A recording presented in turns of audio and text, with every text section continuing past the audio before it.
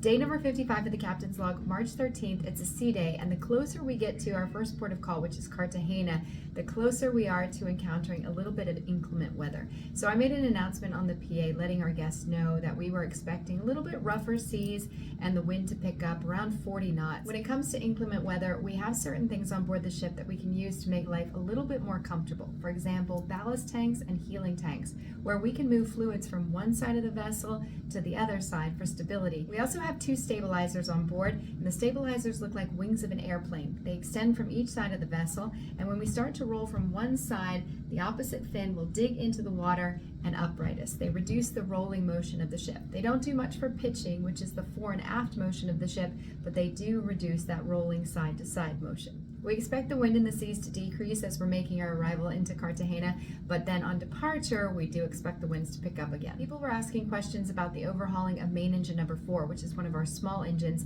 in the video that I posted yesterday. They were wondering if we do the overhauling while the ship is in operation, if we only do it while we're in port, if we do it at sea, and the reality is we do the overhauling every day for the next 4 weeks, regardless if we're in port or we're at sea.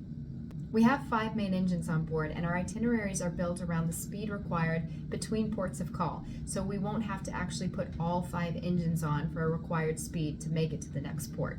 So having one engine off for the overhauling isn't going to impact our itinerary. Last but not least, I'm going to show you some things that made my day. This came from Chip and Trina. They sent me this distinctly ivy. It's a necklace, and it's engraved with some very particular words. According to Trina, the writings on the necklace were words that I spoke in an interview in Key West. Dad told me I could even drive the ship, so I did.